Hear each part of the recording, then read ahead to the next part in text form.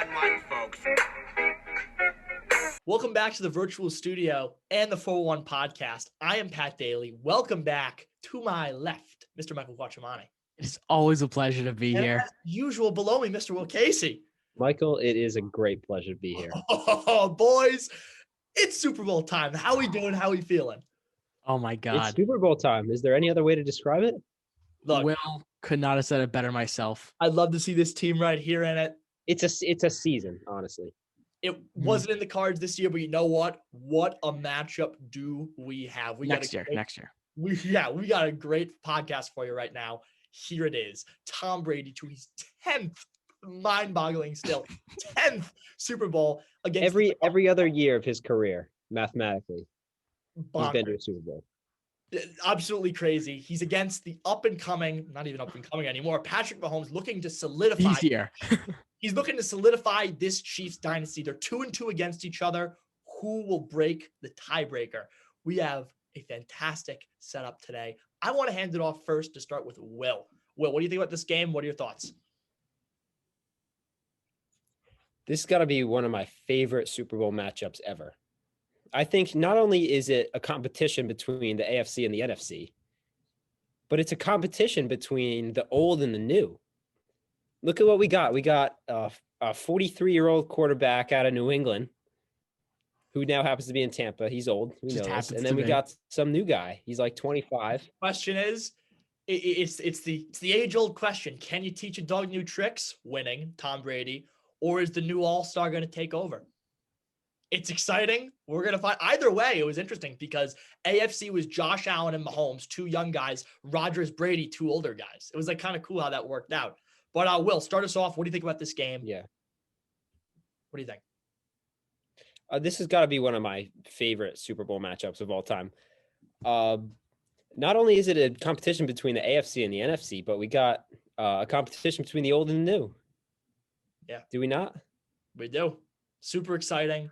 I mean, is it going to be close? Yeah, I'd say so. I think definitely it's going to be a close one. I got the Bucks. I'm gonna start it out right now. Okay. I just enough dilly-dallying. All right. Michael, we know. You guys already know this. I got Tampa Bay taking this one. I think I got them 34-31. So to Pat's point of it being a close game, I think at this point in the playoff, I guess just how the playoffs have gone so far, I just think there's too much momentum in the sails of Tampa Bay for them to not win this one. And I will say nobody is given any stock to this, but Tampa Bay is home. They have a home game in the Super Bowl. It's gonna be like 10,000 fans. That's gonna make a difference. And you are naive. All healthcare workers, by the way. Yeah, awesome. Or sorry, 15,000. You're right. It just coming to my mind now. There are 15,000 that are gonna be in attendance. 7,500 healthcare, which is awesome. First of all, Tampa is going to take this thing. And I understand that the stats are going to go with Patrick Mahomes. The stats went with Green Bay last week. The stats went with New Orleans the week before that. But I think there just comes to a point where Tom Brady in the playoffs, and I know I sound like a broken record. I've been saying this every single week, but it's been working. I'm not going to stop saying it this week. It comes to a point where Tom Brady in the playoffs trumps everything else. And I think with this offense and the way this team has been playing lately, this is their ceiling. This is what we thought Tampa Bay was capable of, and they're playing to the best of their capability. I think they're going to take it. Michael, I'm going to have to disagree with you. I was expecting it. I've been thinking like you the whole season. That's been my thought process through this whole Tom Brady new look Tampa Bay era. But the hype's been with Patrick Mahomes the whole season, even before the season. This is what everyone's been expecting to happen. Mm-hmm. No, it's kind of almost an expectation at this point. And thinking about it more, Tom Brady kind of thrives on that kind of thing, right? When the expectations are not in his favor, we're still here. Somehow he wins the Super Bowl. I don't know. Yeah, that's just Tom Brady. Somehow he won the Super Bowl. She somehow works it out. Here's how I feel about this game. Chiefs are favored by 3. I want to start more towards Michael just because Michael has the Bucs winning this game. Have the Bucs all season played a complete 4 quarters of football? This is the playoffs, brother. This is the playoffs. This is different. They haven't. They haven't. Not even in the playoffs, they haven't. They have not played. They are yet to play a complete 4 quarters of football. Yep. When you play the Kansas City Chiefs, that's a problem. I'm not even saying that the Bucs can't win this. That's just the first thing I want to throw out. Chris Godwin has dropped 6 passes in his past 2 games in their playoff run. Leonard Fournette, as you guys know, as I was just right off the dome as I was watching these games, plenty of miscues, plenty of drops. He's okay. Sorry, keep going. But I thought he's been pretty good. Yeah, Leonard Fournette's been averaging 100 yards from scrimmage. He's been playing absolutely, great. But there have been a lot of drops. He dropped a lot of passes. I don't have the exact number, but I just remember off the top of my head, he had a couple drop passes. You can't make those mistakes against the Chiefs. Against a team like the Washington football team, you can make those mistakes. This is the Super Bowl. And anybody but Tom Brady knows the kind of caliber play you got to be at to beat a team in the Super Bowl, especially the up-and-coming Kansas City Chiefs. So not at all to downplay the Bucs defense. What they did to Aaron Rodgers in that offense was unreal. But to be fair, when these teams faced off in week 12, I know very different teams. Tyreek Hill went off and absolutely embarrassed that secondary. Of course, they turned it around late in the season. That's what I think right after that game is when the Bucs started to hit their stride. They peaked at the right time, but still a fair point to argue. On top of all of this, as Michael said, I know it's a home game for Tampa.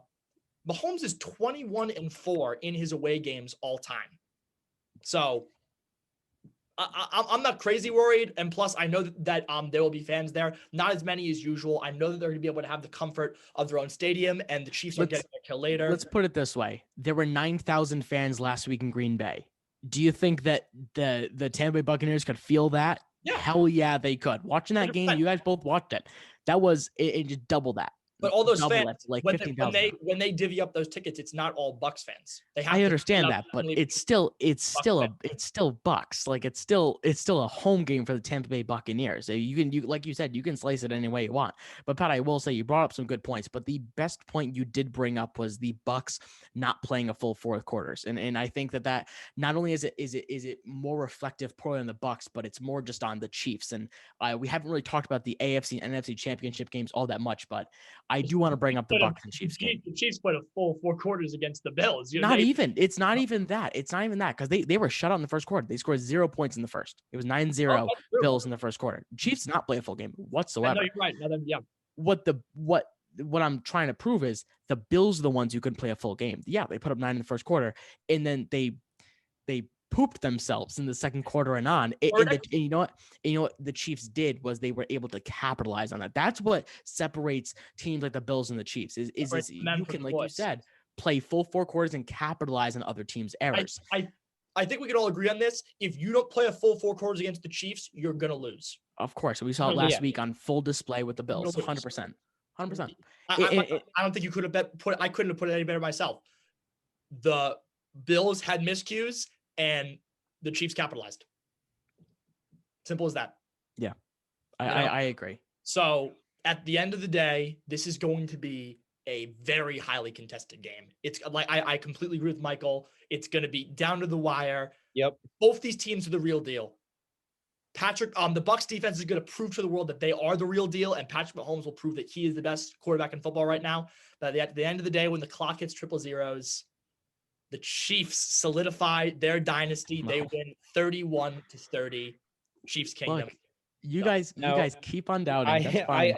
I also have a similar score to Mike, but just to be a little bit different, I'm going to say 33-30. Chiefs take this one. Look, you know, guys. Game. You know what? I'd like to. I think hot take. I think this game's also going to go into overtime to be decided. Wow. Second game ever. Second game ever. Both with Tom Brady. Brady.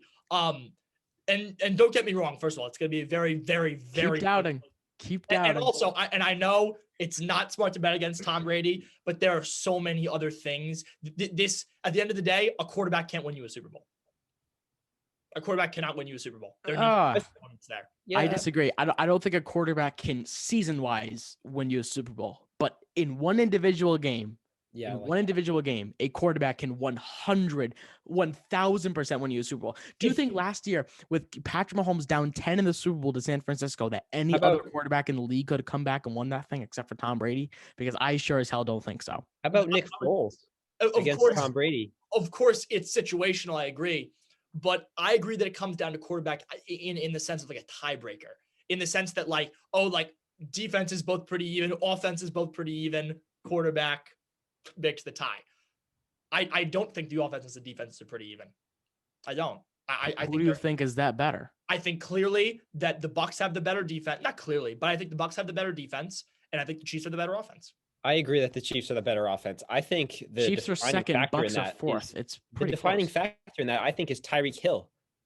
Mm.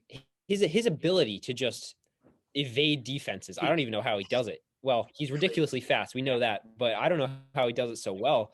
I think he's the deciding factor in that. He's going to have a touchdown or two in this Super Bowl. He is definitely the biggest X factor. Either him or Kelsey. It's like the most boneheaded thing. Like, oh, obviously, of course. But yeah, there's no doubt that those two guys are the biggest X factors in this game. I will say though, I said it earlier, the Packers much better than the Bucks. No, I could sit here and say that all day. They are the more complete team the Tampa Bay Buccaneers are. They were more equipped to beat the Bucks. New Orleans Saints, an even more complete team than the Green Bay Packers were. But I'm telling you, in the playoffs, the quarterback matters more than anything else. And if you look, the top four quarterbacks, I agree with top that. four quarterbacks in the But they have NFL were in the Mahomes. championship. They have Patrick Mahomes. And they have Tom Brady. Who's better? In the playoffs, I'll take Brady all day. Yeah, but I can't stress this enough. Yeah, who's the more There's skilled? regular season and there's playoffs. You Very can't true. combine the two. Michael, Patrick Mahomes has one playoff loss. Do you know who that playoff loss was to? Tom Brady. Tom Brady. I completely agree with you in the sense that if it was like Tom Brady and like a bum, like if it was like, let's not a bum, but like Baker Mayfield versus Tom Brady, I totally agree with you. Quarterback, I 100% agree. This is Patrick Mahomes we're talking about. Of course. This guy's the real deal. He's proven that he's an MVP and he's proven that he can win A, in the clutch, and B, away. Almost every single one of their wins have been clutch in some way, either a blowout or clutch. They just Or, you know, find a way down like to 28, escape. 20-something a loss. nothing against the Texans and completely coming back at They home. just find a way to mount these comebacks. This team is sick. They're going to be sick for a while. I still have the Chiefs. Michael's got the Bucks, and Will also has the Chiefs. I'm surprised. I have a question. Yes. So last week or 2 weeks ago, I'm done playing devil's advocate. That was that was fun though. I really did enjoy that debate between Aaron Rodgers and Tom Brady. Obviously, Brady's the GOAT, no question about it. But I will say, as of right now, Tom Brady is the GOAT, and I think as of 5 years from now, Tom Brady will be the GOAT when Aaron Rodgers is all said and done. But I can't say for sure that 20 years from now, Tom Brady will be the greatest of all time. And if you think, right, you are naive as hell if you're going to tell me right now that 20 years from now, you will sit here and say 20 years, someone's going to become better than Tom Brady. Not someone, Patrick Mahomes. And here's my question. No. I'm not saying I think it will. I'm just saying it could be. It, like, obviously, if Patrick Mahomes continues what he's doing right now, he'll be the greatest of all time. He's gone to 2 Super Bowls in 3 years. He already has an MVP. The guy could have won MVP all 3 years, honestly. He's looking pretty Tom Brady-esque. He's got the 2 Super Bowls in the 3 years. Tom Brady did that, skipped a whole bunch of time. Exactly. So here's my question, and I'm not going to act like I'm the one that came up with this, because I wasn't. It was actually Tony Romo after the game, Bucks and Packers game. I think I know what you're going to ask. He said that in order for Patrick Mahomes to be the greatest of all time, he has to beat Tom Brady this weekend. So I'm going to ask you, do you think that, let's say, when it's all said and done, Patrick Mahomes has the numbers to be the GOAT, personal accomplishments to be the GOAT, and he has 6 Super Bowls to be the GOAT? Okay. Do you think that the deciding factor will be Super Bowl 55 when 43-year-old Tom Brady faced off against the young buck Patrick Mahomes? Do you think this game will be the decider? It's fair and it isn't. Like, yeah, it's a cool game. It's a cool exhibition game to see them butt heads together. Just, but yeah, Tom Brady's 43. He's past his prime. Yeah. He's had his 50 touchdown season. Patrick Mahomes is in the middle of that. Right. Mm-hmm. Yeah, I don't think it so much settles the greatest of all time argument as it does just settle Patrick Mahomes is damn good, or Tom Brady still got it. I hated Romo. I hated Romo as a player, but I actually love him as an analyst. Oh, he's awesome. Very, very intelligent analyst. That's a dumb question. I think that's really dumb. You can't compare a quarterback whose legacy is not on the team that he's on right now and compare that to somebody who's up and coming and then say, oh, this is the deciding factor. No, I completely disagree. I'm saying as if, like, both are 6 Super Bowls, both have very similar stats, stuff like that. Is this the game that it comes down to? Absolutely not. Absolutely not. I don't think it's the deciding factor, but I think it is a factor. I really do think it is, because look at it this way. It'll always be remembered. It's a cool exhibition game. Of course. That's like putting Michael Jordan now on a court against LeBron James. I'm saying if MJ were to win, Or Giannis. Tom Brady at the age of 43, if Tom Brady, look at it this way. I see. I think if Tom Brady wins, then I see what you're saying, but I don't think if Mahomes does. If Tom Brady wins, can Patrick Mahomes catch him? That's my No. question. That's what I've been asking. I still think he can catch him. He'll I have still to think he beat can the catch him. up-and-coming star when he's a vet. Yeah. We'll have to keep. I just think- keep an eye on that through the next 20 years. Yeah. If Tom Brady, This is all hypotheticals. though. of course, Patrick Mahomes could break his leg and be out of the league next year. Knock on wood. But like, if Tom Brady at the age of 43 is able to go to a new team, no OTAs, no training camp, no anything, take this team from 7-9 to the Super Bowl, and beat the young buck who's just entering his prime in Patrick Mahomes, I don't think Mahomes can catch him. I just don't. And I am a huge believer in that wins are entirely a team stat and it's not a player achievement, 100%. But I feel like in this case, and it's a very specific case, but in this case, I just don't think that it's possible. I really don't. Yeah. So I see what you're saying. I don't think you can equate those two games, but I think you can with Tom Brady. I do have one more thing I want to add before we move into the last thing we're going to talk about. I'm 18. For anybody who doesn't know us personally watching, I'm 18. Michael's 17. Will is 18. So for any sports bettors out there, we talked a little bit about this before we started filming the podcast, but Mike and Will, any advice on sports betting for this game? Because I know a ton of people sports bet. I legally cannot participate in this conversation. Oh yeah? I'd love to give my advice. Yeah. I'd say bet Pat Mahomes. Just bet the game, Pat Mahomes. You'll walk away with a nice cut of money. Yeah. Bet the over. It's going to be a high scoring game. What I can say, even though I cannot Sports betting, there's not much advice to give. I cannot give any advice because of the age that I am. Okay, so this Right. is not advice. What What I about to say can is give not is the line. In the line of this game, I cannot find it. Wow, Kansas City's favored by 3. Over under set at 56. I would take the over on that personally. Like I said, 34-31. But that's not advice again. But this is not advice. This is what I would do if I was the age of 18. This is just like 6 months from now, Michael's opinions. I don't know why. There is a thing you can bet on where you can call what the coin toss is going to be. Yeah, super cool. That something's telling me tails.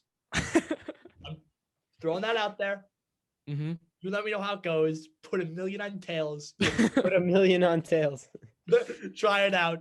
Look, this is going to be an unreal Super Bowl. So excited for it. At the end of the day, I got Mahomes solidifying the dynasty. So does Will. And Michael's got the old buck and Tom Brady. Let's be real. How can I go against them? I understand. Michael's been with this for a while. But It would be boring to have a 3-0 consensus. Exactly. that's so true. Straying away from the Super Bowl a little bit, though, we had a huge trade that just happened in the NFL. Matt Stafford, along with some draft picks for Jared Goff, switching. Oh, no. More than just that. We have Matt Stafford in exchange for Jared Goff, 2 first-round picks, and a 3rd. Yeah. This, I think, a fantastic move for the Lions, first of all. Yeah. I honestly, look, there's been a lot of talk about, who won this trade. I think it was beneficial for both parties. I really, really do. Stafford, as we've talked about, and me and Mike, I know I've talked about, is a top 10 quarterback in the NFL. I put him at number 9 or 10. He's a great talent. Yeah, he's great, but he's aging. But he's 31. He's 32. 32. 32 and has a lengthy injury history. Still, I think he's still 32 is getting there. I think. Come on. Just because Will, of like the picks, the pick value. Right here. Here's the hump. Here's the prime. I'd say he's right here. Wow. Right there. Going. I agree with Mike on You're this. saying he's past his prime. Look, that's he's we've not only at the seen top. him. He's like right here. We've only seen him in a Detroit uniform. This guy can come out been given and sling it. practically nothing.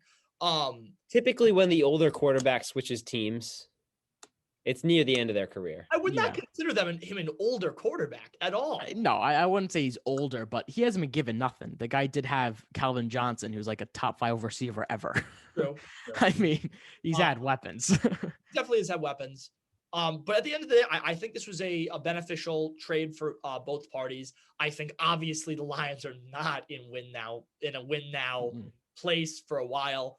They're trying to build for the future. So I think those first round picks, and I feel like as Patriots fans, we've kind of been brainwashed to think that first round picks are not a big deal because they never seem to work out for the Patriots because we're terrible at drafting. But first round picks are a huge deal. That 100%. is your next star. Like that could be a complete difference maker on your team for that season. So two first round picks, a third round pick, and Jared Goff going to the Detroit Lions. That's unreal. That's a solid deal. Jared Goff has,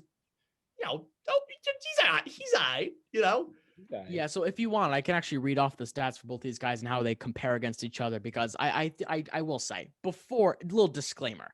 Of course, Matt Stafford is the better quarterback. There's no doubting that. He, of course, is better, and he's better. He has a higher yards, higher rating, higher yards per attempt, higher. He has 26 touchdowns to Goff's 20. He has 10 receptions to Goff's 13. The only thing that Goff is better in is completion percentage. But there's this website called Player Profiler. So they go into like the depths of like analytics and stuff. And statistically, Jared Goff actually has one of the worst supporting casts in the NFL. Of course, I don't think that's true, but statistically, apparently he is. And Matt Stafford has a much better supporting cast than he does. So going into that, Jared Goff has the upper hand in that. Interceptable passes that obviously can be intercepted. Matt Stafford is second in the NFL with 30. Goff has 22. When both quarterbacks are pressured, Matt Stafford's completion percentage 15.9, which is one of the worst in the NFL. Jared Goff's 38. When a clean pocket, Matt Stafford's 70.7% completion. Jared Goff's 75. Goff is favored in all 4 of those statistics. So of course, like I said, Matt Stafford's the better quarterback. I will say, I do think Detroit did win this trade. They're cleaning house. They fired Matt Patricia, got a new head coach, and say what you want about Dan Campbell. If you watch the interview, hilarious. But you got a new head coach, you got 2 first-round picks, you got a third, you got your bridge quarterback in Jared Goff. Like everyone's like, oh, look at the amount of salary he's making. By the time the Lions are actually be contending, Jared Goff's gonna be long gone. He's a bridge quarterback between Matt Stafford and your next young talent. He's your bridge guy. He's not gonna be starting for you for a while. Yep. I just don't know if Matt Stafford is gonna really propel this team to be a Super Bowl contender. Yeah, I honestly couldn't agree with you more. You took those thoughts directly out of my head. Jared Goff is definitely just a bridge quarterback. That's 100% for me.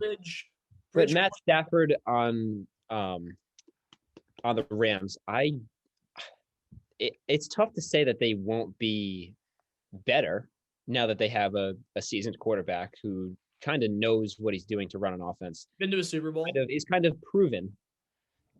He's been through tough times. He's been through good times. I think he'll add a little bit of upside to this Rams team, but in order to actually contend, like in the playoffs and Super Bowl and stuff like that, they'll need probably a solid running back piece. Cam Akers, maybe. Yeah. I don't know. I do think Stafford's awesome. I love Stafford. He's honestly one of my favorite quarterbacks in the NFL. Like I was dying for him to go to the Patriots. And Pat, I really want to hear what you have to say because you've been quiet for a little while. I don't think that he is enough. I think the Rams were looking for a quarterback. Obviously, they have the number 1 defense in the NFL, great offensive line, solid wide receivers, okay tight end duo, good up and coming running back. I don't know if Matt Stafford is that quarterback. I'm just going to say it now.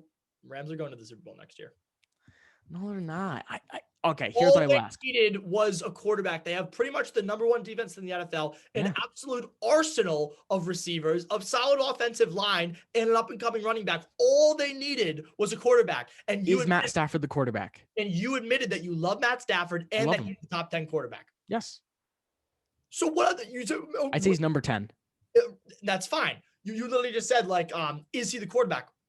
Who else? Because obviously the Deshaun Watson. 10. The other 9 probably are on solid teams and are not looking to move. So why would you want anybody else that's worse, in your opinion, than Stafford? No, I'm not saying that the Rams could have gone out for somebody else. That's not what I'm saying. Of course, this was and I don't like I said earlier, I don't criticize Sean McVay for going out and getting Matt Stafford. Of course, he didn't do it. I don't criticize the front office. They had to go out and do this. This was a necessity. I just don't know if Matt Stafford's enough. Here's what I will ask. Would you put the Rams over Seattle next year? It depends what they do about their offensive line in Seattle. Let's say they sign a few offensive linemen because they have to. Like, there's no other way they don't. They have the cap space to do it. I put the Rams over Seattle. Okay. Do you put the Rams over Green Bay? No. Okay. Do you put the Rams over Tampa Bay with OTA's training camp and being able to get all their stuff together? Depends. This is all so hypothetical. Exactly. Like, personally, I put Seattle, I put Tampa Bay, and I put Green Bay all over the Rams, which means that technically the Rams would be the 5th seed in the NFC, because if Seattle's over them, the highest seed the Rams can get is the 5. Imagine an NFC 5th seed going to the Super Bowl. No My shot. God. Oh, wait. Whoa. But that makes no sense. That would never happen. I don't think that, I don't know. See, it's so tough because it's all hypothetical again. Like, we haven't seen him take a snap. So I think we really need to see what he does week 1. Yeah, that'd be nice. Yeah, right. But right now, I don't know if he's enough. I really don't. And I don't know much more you would really need to be the Rams. Yeah. I mean, I think as long as you surround Matt Stafford, and they're going to, they have the pieces. They surround Matt Stafford with a lot of weapons, a solid running back, and in my opinion, the number 1 defense of the NFL. Mhm. What else can you ask for? I think the Rams are in a good spot. And actually, I think eventually the Lions will be in a good spot. I think this is beneficial for both sides. I don't see a clear-cut winner. I think both was beneficial. I have one more question, if that's okay. One more. And I'm going back to the Chiefs in the Bucs game just because I wanted to round that out with the Super Bowl. Do you think there's more pressure on Patrick Mahomes or Tom Brady to win? Patrick Mahomes. 100%. Patrick Mahomes. Yeah. Tom Brady has absolutely nothing. Tom Brady could throw 8 interceptions in this game, and nobody would question it. It's Tom Brady.